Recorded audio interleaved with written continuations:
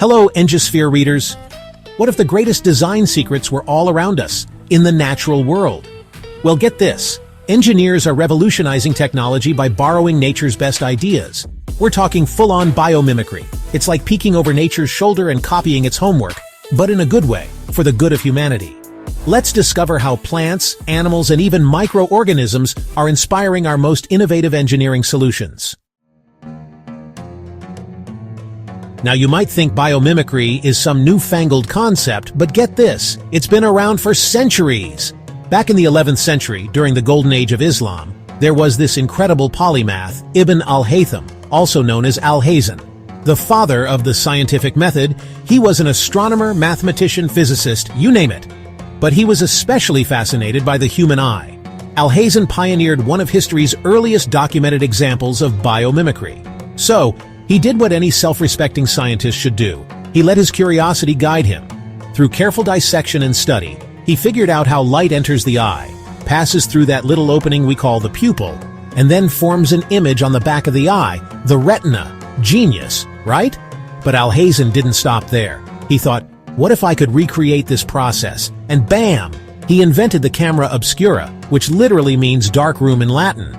It was a simple device, basically a box with a tiny hole that allowed light to pass through and project an inverted image onto the opposite wall. Al-Haytham's Camera Obscura was the precursor to the modern camera. His biomimetic approach laid the foundation for photography as we know it. Al-Haytham's work reminds us that nature has already solved countless engineering problems. We just have to know where to look.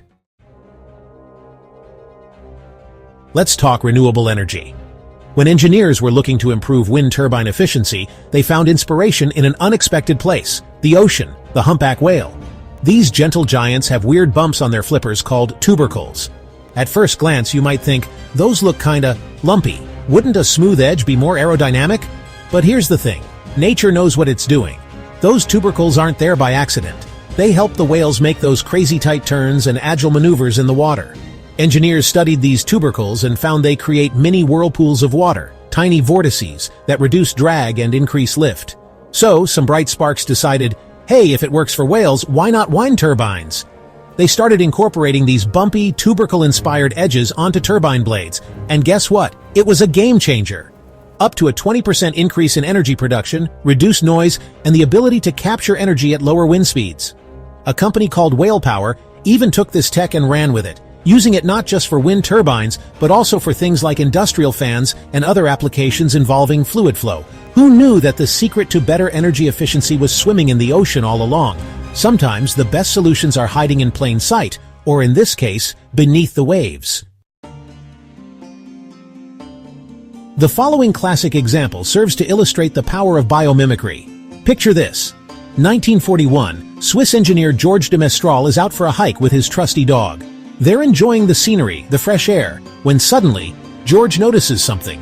Those pesky little burdock seeds. You know the ones, those spiky little things that stick to everything. They're all over his clothes, and his dog's fur.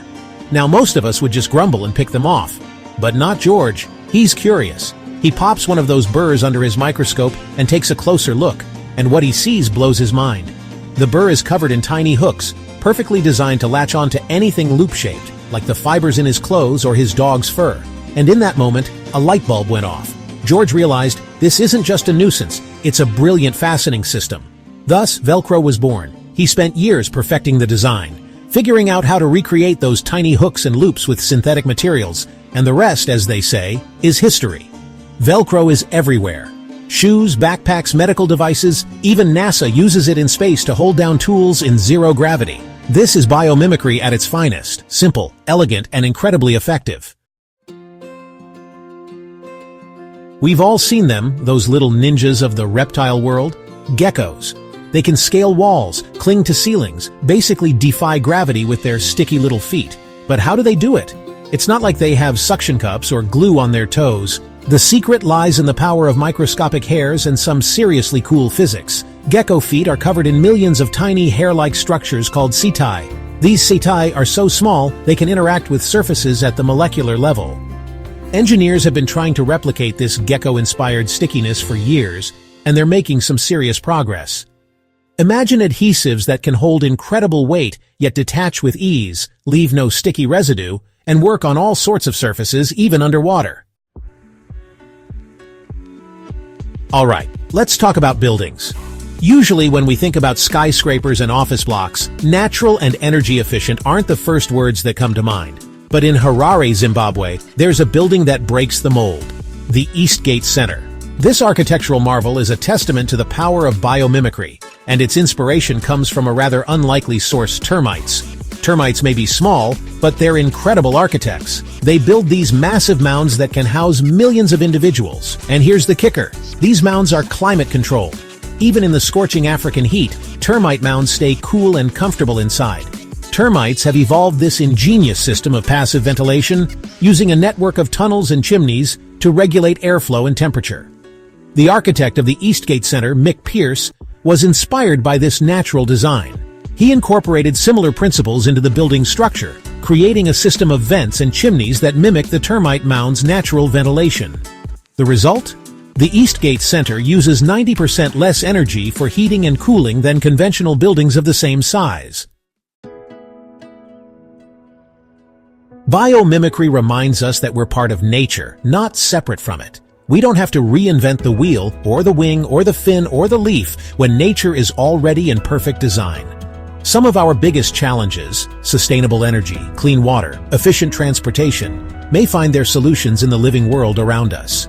Next time you're stuck on an engineering problem, maybe take a walk outside. The answer might be flying, swimming, or growing right in front of you. Thanks for watching. If you enjoyed this exploration of biomimicry, hit subscribe for more engineering insights. Until next time, keep innovating.